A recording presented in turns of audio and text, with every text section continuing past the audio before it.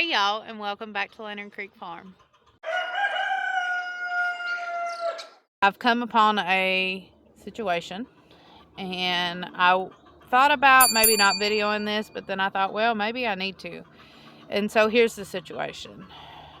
Beth's litter, this go around, we've had a few things pop up that I haven't made a video about, that I have never encountered before, issues that I've never had.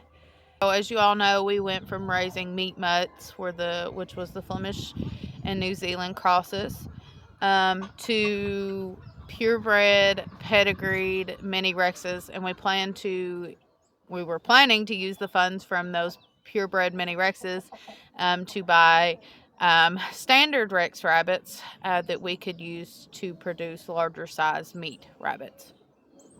And so we do plan to maybe later on use the mini Rexes for meat. They can be used for meat. We were going to use the ones, that were just kind of culls and things that just wasn't working out. We could use those for meat. Here's the issue, guys. Beth's litter has had multiple genetic issues.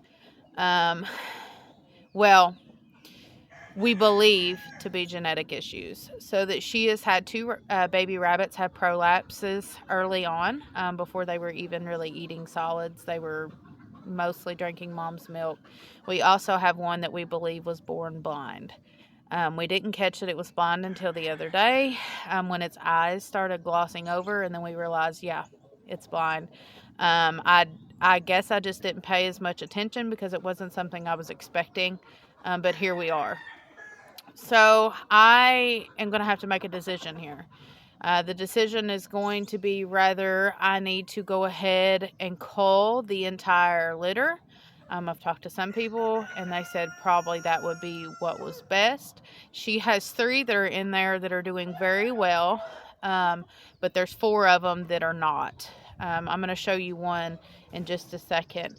But we've even got, I guess, problems with mites as well, that I've never had any issues with mites on babies. Mama's not showing any sign of mites. That doesn't mean she doesn't have them. But we have some that are missing hair, and have started that in the last 3 days. And so it's just been one thing after another with her litter. Some people have told me to go ahead and give her another chance, breed her to my other buck, which would be Manly, and see if it was just like Dallas and her genetics that just didn't do well together, and maybe give her another chance. But my thought process on that is I can breed her to Manly and see for sure 100% if it was genetic or not. But I don't know if I want to keep a doe that doesn't combine with the genetics of our best buck we have here on the farm. He is the best buck, and if she can't go with him, I don't really see the point in keeping her. So I'm going to show you one of the babies. Mind you, this is the worst looking baby in here, but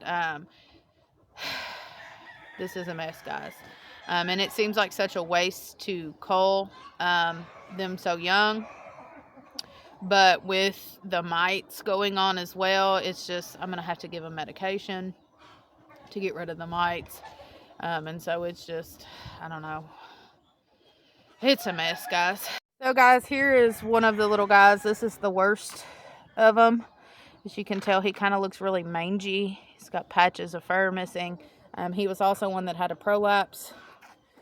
He just doesn't look at his face. He just doesn't look well. And I mean, as you all know, we give our animals the best care that we possibly can afford to give them, even though, we raise rabbits for meat purposes. We wanted to raise these for show purposes, to go ahead and hop into, ain't it cute, hop into some of the pedigreed rabbits. That way we can make a little better income off of the rabbits. And so we do give our animals very good care. We do not neglect our animals. And so to have so much wrong in a litter has kind of set me for a loop. And I believe a lot of it is because they're pedigreed and maybe just not as healthy as they should be. I spoke to a woman today. We were talking about rabbits and the issues that I've been having. And I said, I think a lot of the problem is that people don't cull when they should. When things pop up in litters, they just don't cull when they should. And they're pushing those genetics back out into the breeding world. I seen the same thing with horses. Our horses were genetically sound, but we had seen horses in the breed that we had that they were pushing things out they shouldn't be. We've seen it in goats. We had the pedigreed boar goats. We had seen that in our own goats.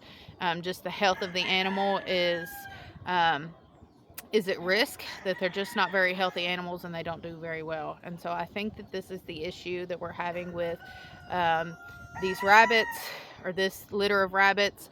I do want to specify that our other litter that we had with May is doing perfectly fine. They're a very healthy litter. We have not seen any issues pop up. It is just Beth's litter, unfortunately. As you can tell, I've kind of found myself in just a bad position. Obviously, we're not going to be able to make any money, any income, or anything from Beth due to the fact that she has got so much sickness in her litter. What's troubling me most is that she has 3 that are doing very well in her litter, and they seem to be sound. And even with the other ones looking like they have mites, there's 3 of them that look very well. They're the biggest out of the litter, and I am questioning myself. I've talked to Andy about it, and he don't really know. He doesn't really know what to tell me. I'm questioning whether I should save those 3 or just go ahead and cull them, because there's been so many issues within the litter. Like I said, we don't want to push bad genetics out, and I don't know if it's a good thing that, I don't know if it's a blessing that there's been so many bad things happen in the litter, and that, they're doing so well, and I should keep them because they have overcome those genetic issues, or if I should go ahead and cull them because there's genetic issues in the line. The issue here is that we truly don't know for sure if it is a genetic issue, or if it's just kind of like a first-time mom and her litter thing. A lot of people are telling me they believe it's the first-time mom thing, that, it's very well possibly could just be that, it's first litter. And most people are telling me that. Most people are just telling me to rebreed her and see what happens. And so when you have, 3 really, really good looking rabbits, it's hard to just kind of, say this is what it is. But I think, I'm talking it out as I'm talking to you guys, I think they need to be culled. But I'm just kind of in a rock and a hard place. I've made my decision. Out of the 3 that looked really well, 2 of them was a black otter, and 1 of them was a chocolate otter. The chocolate otter was a doe, and the other 2 were males. And obviously males are going to be, they're going to be harder to sell and probably would end up on our dinner plate anyways. And so I think what I'm going to go ahead and do is just go ahead and cull them. The quicker I can cull them, the quicker I can give Beth time to recover. That way that she can go ahead and be bred again. I am going to have to treat her for mites. If I kept the other ones, I was going to have to treat them for mites anyways. The problem with mites, if you've never had to deal with mites with rabbits, it's a very common thing, and they get them very easily. I almost wonder if it's in the hay or something, but they get them very easily, and they spread very quickly. And so I've been talking about mites is making me itch. I've been handling the babies and her today, and so because of that, it's on my clothes, it's on my hands, and I cannot touch any of the other rabbits today. And so I've made my decision. I will probably just go ahead and cull the babies. today. So I've not seen any mites on Beth or anything that makes me think that she has mites. But if they are in the nest, then she has them. And so I'm going to show you how we treat for mites. If you do not have ivermectin in your farm medical supplies, you need to get it. You need to run and get it now, because ivermectin is something that you need on your farm. We have used it for our heritage breed chickens.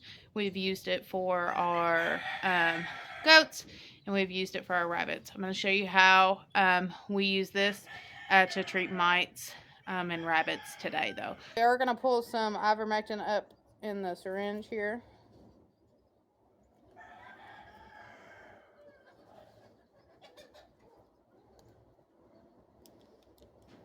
We don't need a whole bunch. I'm going to do about a cc. 1 cc or ml. A cc and an ml is the same thing. A milliliter or a cc. You'll see it written on medications both ways. This one says ml, but a cc is the same thing. And we'll go and take this to Beth, and I'll show you what we're going to do. Alright guys, you've seen Miss Beth before. Like I said, we're going to treat her for mites. Hopefully y'all can see me. It's easier to move the camera than it is to get her in the camera. So anywho, we pulled that, what'd I say? Well, it's about a cc and a half up in the syringe. We are not going to use the needle. What you're going to do is take this. Now, if it's ear mites, you go down in the ear. Usually if they have ear mites, they're going to have some crusties. This is something I usually try to stay pretty on top of. It looks like she doesn't have any crusties in this ear, but I can kind of see a few starting in this one. So we're going to go ahead and do 2 drops. See? Hold on, I can't see nothing. This syringe is not the easiest to push. I probably should have done a different syringe. It's probably going to squirt out all at one time. Yes, it is.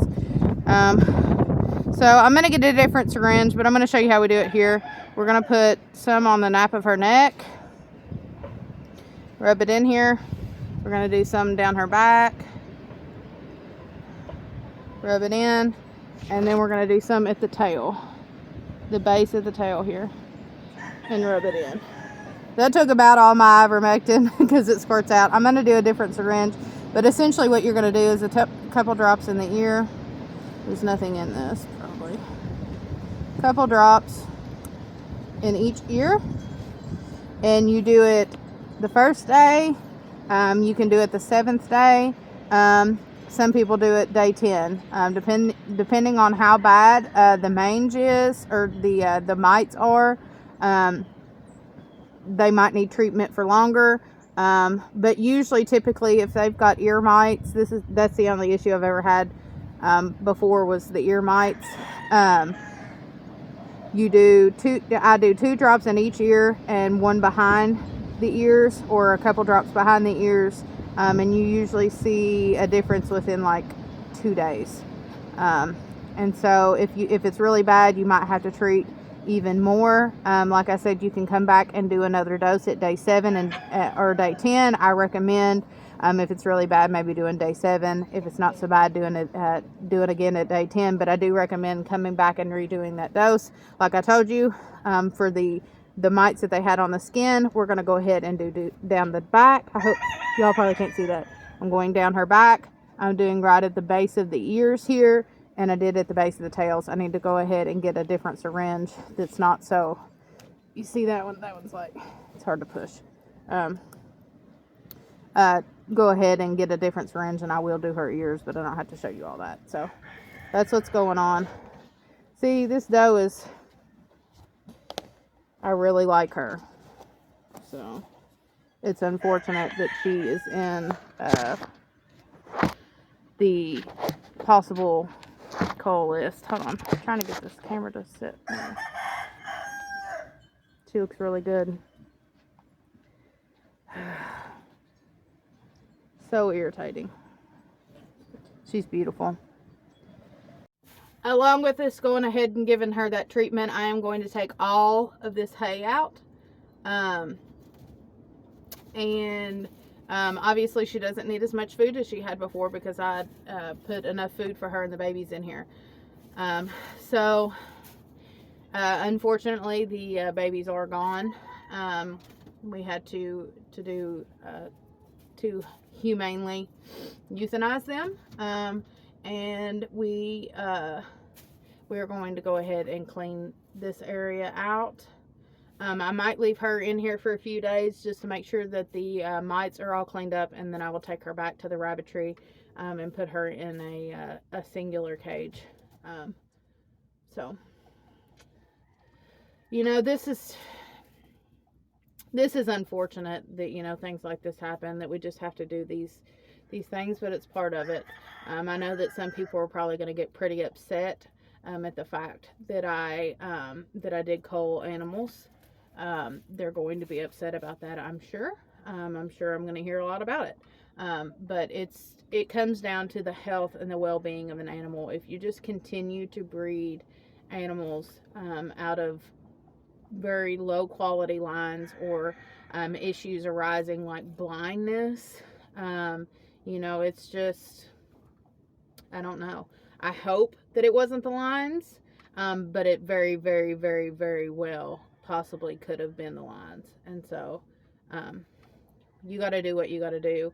Like I said, some people aren't going to agree with me, and that's okay, because I don't ask people opinion about my farm.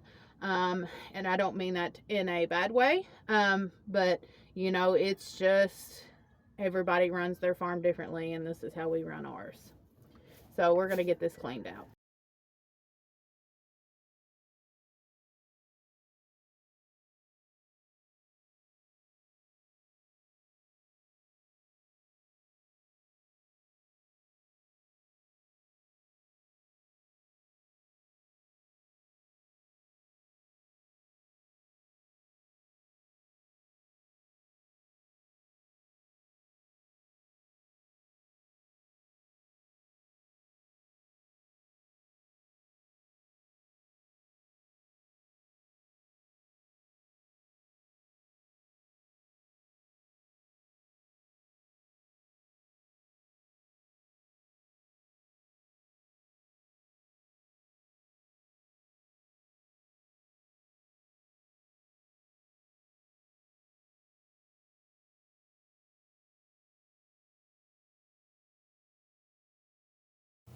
I just remembered that I hadn't done an ending to this video, and so I figured I'd use this little clip from May and her babies to end happily.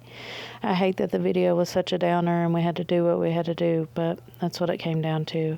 I hope that you all will come back for the next one. I want you all to know that I appreciate everybody that watches, and I hope that we can see you later. We'll see you later, guys. Bye.